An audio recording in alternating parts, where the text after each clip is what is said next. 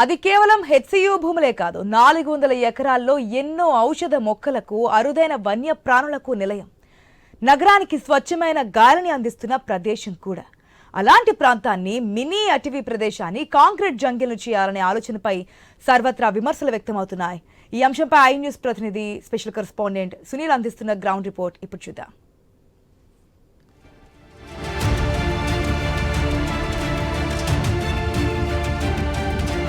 హెచ్సియులో విద్యార్థుల ఆందోళనలు కొనసాగుతున్నాయి. 4 రోజులుగా ఆందోళన విద్యార్థులు కొనసాగిస్తున్నారు. ఈరోజు అడ్మినిస్ట్రేషన్ బిల్డింగ్ నుంచి ప్రభుత్వం ఎక్కడైతే చదువును చేస్తుందో యూనివర్సిటీ లోపల 400 ఎకరాల భూముల్లో అటువైపు వెళ్ళే ప్రయత్నం చేశారు.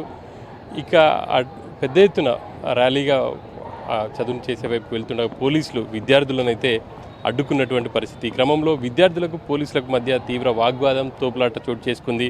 పోలీసులు వాళ్ళపై లాఠీచార్జ్ చేసినటువంటి సిచ్యువేషన్ అయితే ఉంది. ఇంకా యూనివర్సిటీలో ఆందోళన అయితే కొనసాగుతోంది. విద్యార్థుల ఆందోళన నేపథ్యంలో యూనివర్సిటీ ఎదుట పెద్ద ఎత్తున పోలీసులు మోహరించారు. మనం ఇక్కడ చూడవచ్చు, వందల సంఖ్యలో పోలీసులు అయితే ఇక్కడికి వచ్చినటువంటి సిచ్యువేషన్ అయితే మనకు కనిపిస్తూ ఉంది. ఒకవైపు పెద్ద ఎత్తున పోలీసులు, మరోవైపు విద్యార్థుల ఆందోళనతో యూనివర్సిటీ పరిసర ప్రాంతాలు అయితే అట్టుడుపుతున్నాయని చెప్పేసి చెప్పుకోవచ్చు.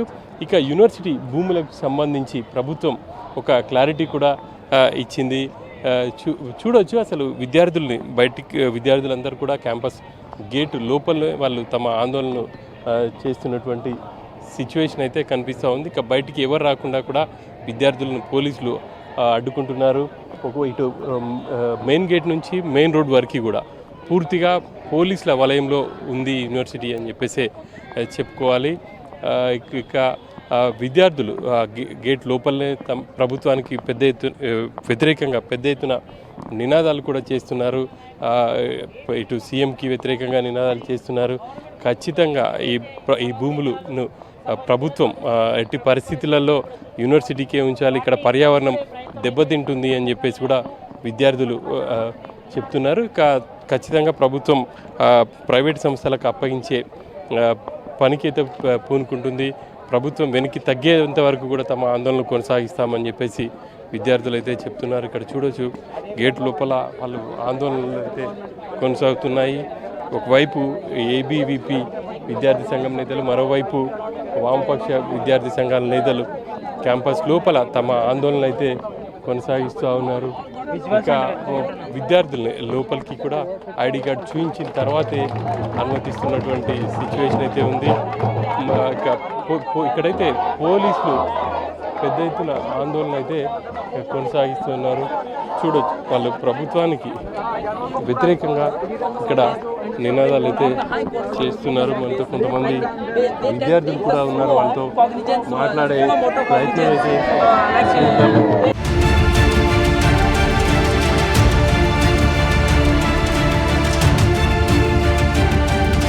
విద్యార్థులు ఉన్నారు, వాళ్ళతో మాట్లాడే ప్రయత్నం చేద్దాం. యూనివర్సిటీలో ఏం జరిగింది ఏంటి అనేది తెలుసుకుందాం.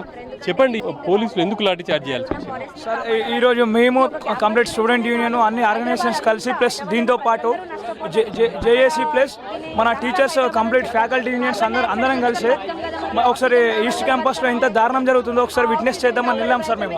వెళ్ళేసి మేము పీస్ఫుల్గానే మేము జస్ట్ ఏం అడిగాం, మేము ఫ్యాకల్టీ వెళ్ళి చూస్తారు అసలు అక్కడ ఎంత అన్యాయం జరుగుతుందని చెప్పేసి మేము గొంతు ప్రశ్నించాం. వాళ్ళు ఏం చేసిండ్రు, మేము వెళ్ళదామని ట్రై చేస్తూ ఉంటే వాళ్ళు మమ్మల్ని బయట నుంచి ఆపేస్తూ ఉంటే మీరు ఎందుకు వెళ్ళండి మమ్మల్ని, మేము ఇది మా హక్కు, మీరు మా క్యాంపస్ లోపలికి వచ్చేసి మమ్మల్ని అయినా సరే మమ్మల్ని వదిలేద్దాం. ఆ ఫ్యాకల్టీ వాళ్ళు కూడా అసలు అక్కడ ఎంత దారుణం జరుగుతుందని చెప్పేసి వాళ్ళు ఫామ్ చేసిన జేఏసీ జాయింట్ యాక్షన్ కమిటీ తోటి జాక్ తోటి వెళ్దామని చూస్తే వాళ్ళు ఏంటంటే మమ్మల్ని తీవ్రంగా లాఠీ చార్జ్ తోటి మమ్మల్ని కొట్టి వెనకకు పంపించాల్సిన పరిస్థితి వచ్చింది సార్. చాలామంది స్టూడెంట్స్ని ఈడ్చుకపోయినరు. ఫ్యాకల్టీ అని చూడకుండా వాళ్ళను కూడా లాఠీ చార్జ్ చేసిండ్రు. చాలామందికి కొంచెం దెబ్బలు తగిలినాయి అటు ఇటు. సో దీన్ని దాంట్లో ముందుండి నిలబడి అసలు భయపడకుండా నడిపించింది ఏబీవీపీ హెచ్సియు అఖిల భారతీయ విద్యార్థి పరిషత్. ఇప్పటికీ ప్రమాణం చేసి చెప్తున్నాం, ఈ మూమెంట్ అసలు వెంటనే జరిగే ప్రసక్తే లేదు. అఖిల భారతీయ విద్యార్థి పరిషత్ ఎట్టి పరిస్థితుల్లో బయటకు రావడానికైనా సిద్ధం. అసెంబ్లీని ముట్టించడం భూములు యూనివర్సిటీ కావు అని చెప్పేసి ప్రభుత్వం చెప్తుంది. విద్యార్థులు అనవసరంగా ఆందోళన చేస్తున్నారని చెప్పేసి కూడా ఇప్పటికీ ఒక క్లారిటీ అయితే ఇస్తుంది. దీనికి సంబంధించి మీరేమంటారు? మేము ఏమంటామంటే వాళ్ళు మాది యూనివర్సిటీ ల్యాండ్ కాదని అంటున్నారు. యూనివర్సిటీ ల్యాండ్ అనేది 50 సంవత్సరాల నుంచి యూనివర్సిటీ కాంపౌండ్ లోపల ఆ ల్యాండ్ ఎందుకు ఉంది అంటే అప్పుడు జరిగిన డెవలప్మెంట్, అప్పుడు జరిగిన చేపట్టని ప్రాజెక్ట్స్ 2004లో వాళ్ళకి వచ్చిందని చెప్తున్నారు. ఈ గత 20 సంవత్సరాల నుండి వాళ్ళు అక్కడ ఎలాంటి కట్టడాలు లేకుండా, ఎలాంటి డెవలప్మెంట్ లేకుండా ఇప్పుడే ఎందుకు తీసుకున్నారు మరి? అంటే ప్రీవియస్ గవర్నమెంట్స్ కూడా ఉన్నాయి, బీఆర్ఎస్ ఉన్నది, చాలా టీడీపీ గవర్నమెంట్స్ అన్నీ ఉన్నాయి. కానీ వాళ్ళు మాత్రం పర్యావరణానికి కొంచెం పెద్దపీట వేస్తూ అరే ఇది యూనివర్సిటీ తోటే ఉంటే మంచిగా ఉంటుంది అని చెప్పేసి వాళ్ళు చూశారు.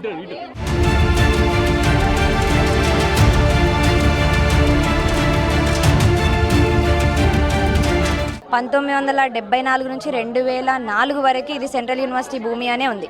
2004లో చంద్రబాబు నాయుడు గారి హయాంలో దీన్ని ఒక ప్రైవేట్ కంపెనీకి ఇచ్చి స్పోర్ట్స్ రిలేటెడ్ థింగ్ ఏదో కట్టడానికని ఇచ్చినారు. అప్పుడు ఇచ్చినప్పుడు తర్వాత మన రాజశేఖర రెడ్డి గారు వచ్చారు, దాన్ని క్యాన్సిల్ చేశారు. క్యాన్సిల్ చేసిన తర్వాత వాళ్ళు ఏం చేశారు, ఆ ప్రైవేట్ కంపెనీ వాళ్ళు కోర్టులో కేసు వేసారు. కోర్టులో కేసు వేసినప్పుడు ఇప్పుడు ఈ ల్యాండ్ అనే దానికి రిజిస్ట్రేషన్ ఉండదు. సెంట్రల్ యూనివర్సిటీ అని ఎవరు చెప్పరు, స్టేట్ గవర్నమెంట్ దానే అంటారు కదా, ఎందుకంటే ఇది గిఫ్ట్గా ఇచ్చిన ల్యాండ్. ఇప్పుడు కోర్టులో కేసు వేసినప్పుడు స్టేట్ గవర్నమెంట్ మళ్ళీ దాన్ని రివైజ్ చేసింది. అసలు అక్కడ ల్యాండ్ల పరిస్థితి ఎట్లా ఉంది, అక్కడ భూములలో ఎట్లాంటి పరిస్థితులు ఉండే ఇంతకు ముందు, ఇప్పుడు చదువు చేయకంటే ముందు? చదువు చేయకంటే ముందు చాలా చెట్లు ఉండే, అక్కడ రకరకాల జంతు వైవిధ్యం ఉంది, జింకలు ఉన్నాయి, నెమలులు ఉన్నాయి, ఎన్నో రకాల స్పీసీస్ ఉన్నాయి. అక్కడ మన కేబీఆర్ పార్క్లో లేనన్ని స్పీసీస్ ఇక్కడ ఉన్నాయి అనేవి న్యూస్ కూడా వస్తూనే ఉంది. అట్లాంటివన్నీ నాశనం చేయడం ద్వారా మన మనుగడకే నష్టం వస్తుంది. ఇప్పుడు మనం ఆక్సిజన్ లేకుండా బతకలేం కదా, కార్బన్ డైఆక్సైడ్ పీల్చుకుంటామా, ఆక్సిజనే కదా కావాలి, అంటే చెట్లు ఉండాలి కదా. ఈ యూనివర్సిటీని లంగ్స్ ఆఫ్ హైదరాబాద్ అని చెప్తారు. లంగ్స్ అయిపోతే ఎట్లా బతుకుతాం మనం? దాన్ని దృష్టిలో పెట్టుకొని అందరూ సపోర్ట్ చేయాలి మాకని కోరుకుంటున్నాం.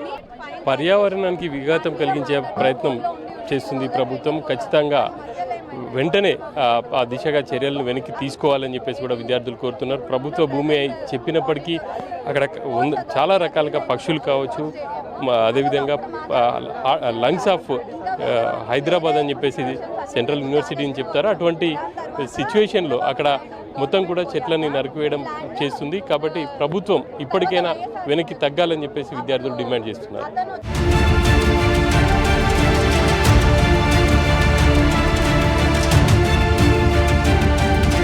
పర్యావరణానికి విఘాతం కలిగించేలా హెచ్సి భూముల్లో ప్రభుత్వం చర్యలు చేపడుతుందని చెప్పేసి విద్యార్థులు ఆరోపిస్తున్నారు.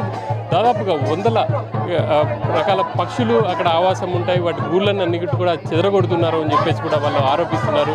మనతో మాట్లాడడానికి కొంతమంది హెచ్సియు విద్యార్థులు ఉన్నారు. ప్రస్తుతం చదువుని చేయకంటే ముందు అక్కడ ఎట్లాంటి పరిస్థితి ఉండేది ఏంటి అనేది వాళ్ళ మాటల్లోనే తెలుసుకునే ప్రయత్నం చేద్దాం. చెప్పండి, అక్కడ ఎట్లాంటి పరిస్థితి ఉండేది? ఇప్పుడు ప్రస్తుతం ప్రభుత్వం చదువు చేసిన భూముల్లో ఎట్లాంటి పరిస్థితి ఉండేది? ఇప్పుడు ఆల్రెడీ ప్రభుత్వం తీసుకుంటున్న 400 ఎకరాల్లో దాదాపు 50% కొట్టేశారండి. ఆల్రెడీ 50% బయోడైవర్సిటీని వాళ్ళు ఇప్పటికే డిస్ట్రాయ్ చేసేసారు.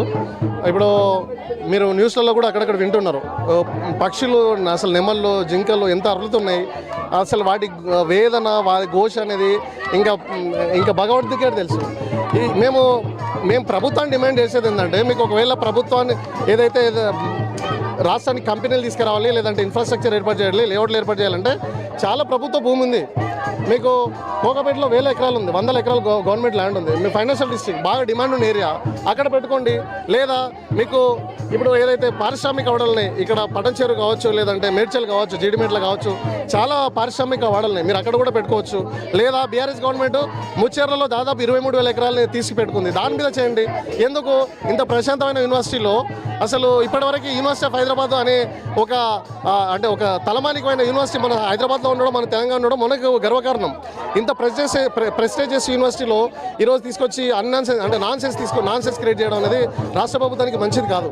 ఎందుకంటే భారతదేశంలో టాప్ 6 ర్యాంక్, టాప్ 5, టాప్ 6లో మన యూనివర్సిటీ ఆఫ్ హైదరాబాద్ ఉంది.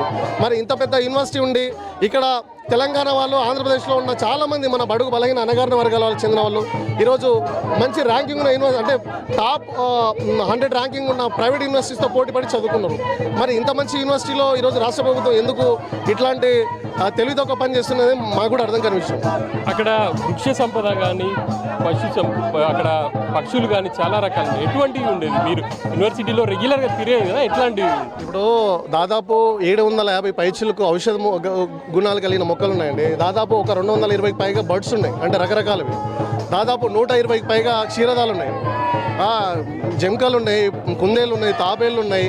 అసలు మన ఇండియాలోనే చాలా అరుదుగా దొరికే తాబేలు కూడా ఇక్కడ ఉన్నాయి, జింకలు ఉన్నాయి, నెమళ్ళు ఉన్నాయి, అడవి పందులు ఉన్నాయి, దుప్పిలు ఉన్నాయి, ఇట్లా ఎన్నో రకాల జంతువులు ఉన్నాయి. మరి రేవంత్ రెడ్డి గారికి మరి ఎవరు చెప్పారో ఏంటో మాకు తెలియదు. అక్కడే జీవరాశులే లేవు, అక్కడే జంతువులే లేవు అనేసి మరి వాళ్ళు స్టేట్మెంట్ ఇవ్వడం జరిగింది. అది పూర్తిగా అది రాంగ్. అదండి. అక్కడ ఎటువంటి జీవజాలం ఉండేది? ఇటువంటి దగ్గర 750 జాతులు ఉన్నాయి. ఆ జాతులను కాపాడుకోమని కనీసం మానవ జీవ మనుగడ కోసం కాపాడుకోవాల్సిన అవసరం ఉన్నది. ఎందుకంటే ఇప్పుడు ఢిల్లీ లాంటి వాతావరణం చూసినట్లయితే మనిషికి కనీసం ప్రతి ఒక్కరికి ఒక ఆక్సిజన్ సిలిండర్ లాంటిది అవసరం.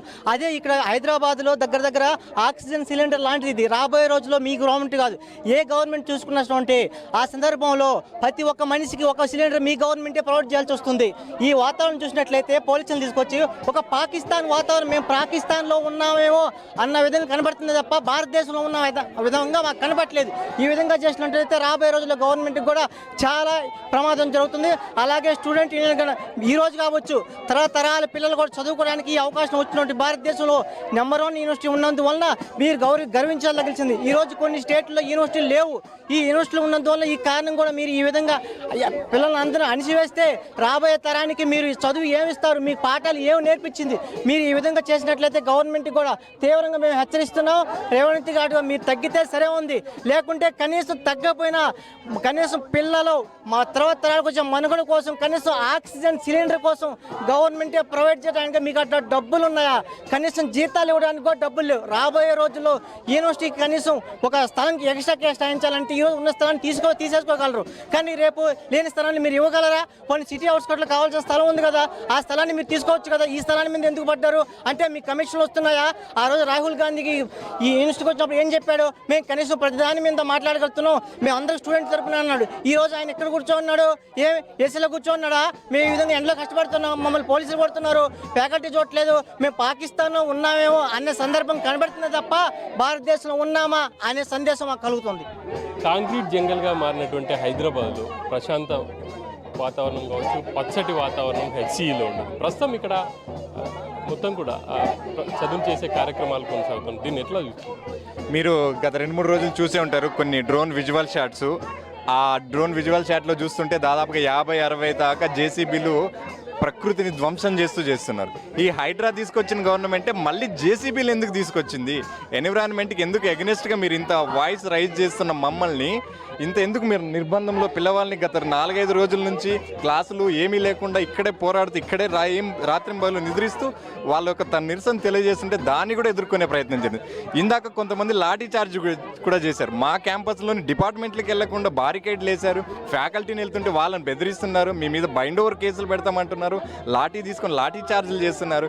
ఏంటిది? మా క్యాంపస్లోకి మేము వెళ్ళడానికి నిర్బంధం ఏంది? ఒకవేళ ల్యాండ్ మీది మాదైతే కోర్టు పరంగా లీగల్గా ఫైట్ చేస్తాం, కానీ ఎన్విరాన్మెంట్ ఎవరిది?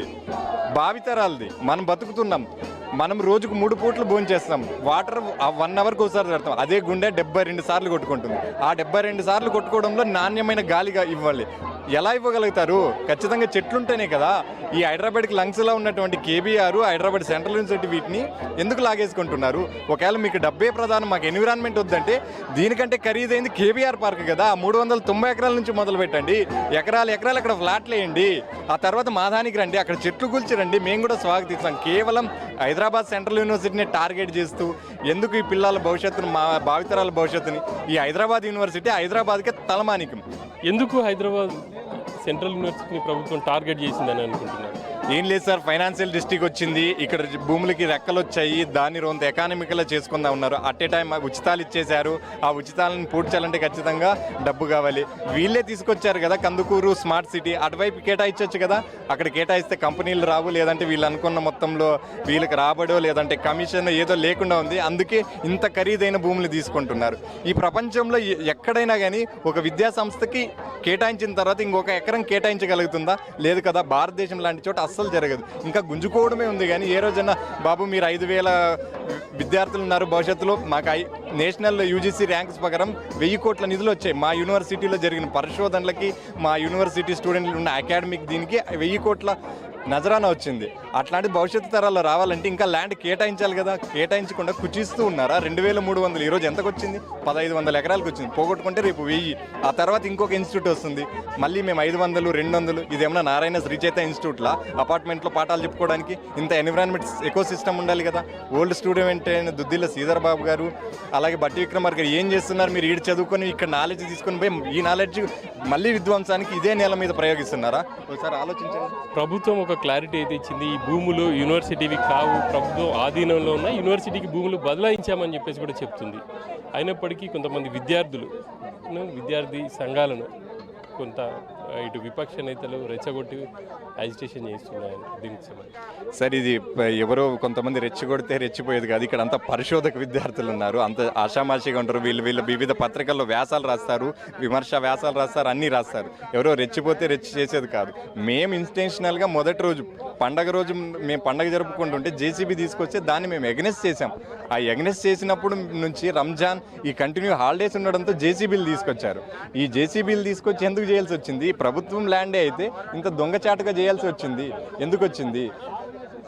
100కు పైగా జేసీబీ లాగా తీసుకొచ్చి ఎందుకు చేయాల్సి వచ్చింది? మీ ప్రభుత్వం ల్యాండ్ అయినప్పుడు మీరు ఇంత దొంగచాటుగా హాలిడేస్ పీరియడ్లో పండగ పూట రావాల్సిన అవసరమే ఉంది.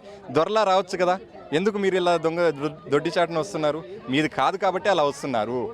మీరు మాకు బదలాయించింటే ఇప్పుడు మిగులు భూమి ఎక్కడుంది? మీరు బదలాయించినట్టు పేర్కొన్నారు, కానీ ఆ తర్వాత Tata institute of fundamental research కేటాయించేశారు, national institute of animal biotechnology కేటాయించారు. కోవిడ్ పీరియడ్లో టీఎన్జీఓకి వెళ్ళిపోయాయి, కొన్ని ఆక్రమణలకు గురయ్యాయి. మీరు మాకు నిజంగా కేటాయిస్తే పరిహారం కింద ఇచ్చారు కదా, వాటి కేటాయించినప్పుడు మీరు ఈ చేత్తో తీసుకొని ఈ చేత్తో గుంజేసుకున్నారు. మాకు ఇచ్చినట్టు ఏ విధంగా లేవు. మిగులు భూమి మాకు 397 ఎకరాలు ఉంటే మేము ఖచ్చితంగా 400 ఎకరాలు వదులుకోవడానికి సిద్ధం. ఎందుకంటే 397 ఎకరాలు ఇవ్వలేదు, అక్కడ ప్రామాణికంగా లేదు కాబట్టి. మిగులు భూమి స్పేసే లేదు అక్కడ. యూనివర్సిటీకి సంబంధించినటువంటి 100 ఎకరాల భూములు ఇప్పటికే వివిధ సంస్థలకు కేటాయించింది అని చెప్పేసి కూడా విద్యార్థులు ఆరోపిస్తున్నారు. ఇక మరికొంతమందికి ఉన్నారు, వాళ్ళతో మాట్లాడదాం.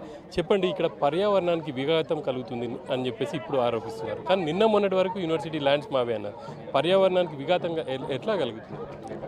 పర్యావరణానికి విఘాతం కలుగుతుంది ఎలా అంటే, ఈ పర్యావరణం అనేది నిజంగా లేకుంటే సెంట్రల్ యూనివర్సిటీ అనేది ఈరోజు ఏర్పడింది కాదు, 50 సంవత్సరాలు అవుతుంది నేటికి ఏర్పడి. సెంట్రల్ యూనివర్సిటీ అంటే ఫారెస్ట్లో ఉన్నట్టే భావిస్తారు అందరు కూడా. మరి ఇక్కడ పర్యావరణం అడవి అనేది లేకుంటే 70 జేసీబీల అవసరం ఏముంది? అంటే నిజంగానే ఈరోజు ఫైనాన్షియల్ డిస్ట్రిక్ట్లో చదునుగానే ఉంటే 70 జేసీబీల అవసరం ఏముంది? మీరందరూ కూడా వారం రోజులుగా చూస్తూనే ఉన్నారు ఇక ఎంత విధ్వంసం చేస్తుందనేది. అలాగే ఈరోజు సెంట్రల్ యూనివర్సిటీ విద్యార్థులు ఎప్పటి నుంచో ఆ అడవి మృగాలతో సహవాసం చేస్తున్నటువంటి వాళ్ళే తప్ప ఏ రోజు కూడా ఇంత డెవలప్మెంట్ జరుగుతున్నా కూడా ఏ రోజు విఘాతం కలిగించినటువంటి వాళ్ళు కాదు పర్యావరణం. ఇప్పటి వరకు ప్రభుత్వాలు సెంట్రల్ యూనివర్సిటీకి సంబంధించి పర్యావరణానికి విఘాతం కలిగించే చర్యలు తీసుకోలేదు, కానీ ఇప్పుడున్నటువంటి రేవంత్ సర్కార్ పర్యావరణానికి విఘాతం కలిగించేలా అక్కడ పూర్తి స్థాయిలో చదువు చేసే కార్యక్రమాలు చేపడుతుంది అని చెప్పేసి కూడా విద్యార్థులు ఆరోపిస్తున్నారు. ఇక రానున్న రోజుల్లో అక్కడ జరుగుతున్నటువంటి పనులు ఆగిపోతే మాత్రం ఖచ్చితంగా తమ ఆందోళన కూడా ఉధృతం చేస్తామని చెప్పేసి చెప్తున్నారు. కెమెరామెన్ నవీన్తో Sunil, I News, central university.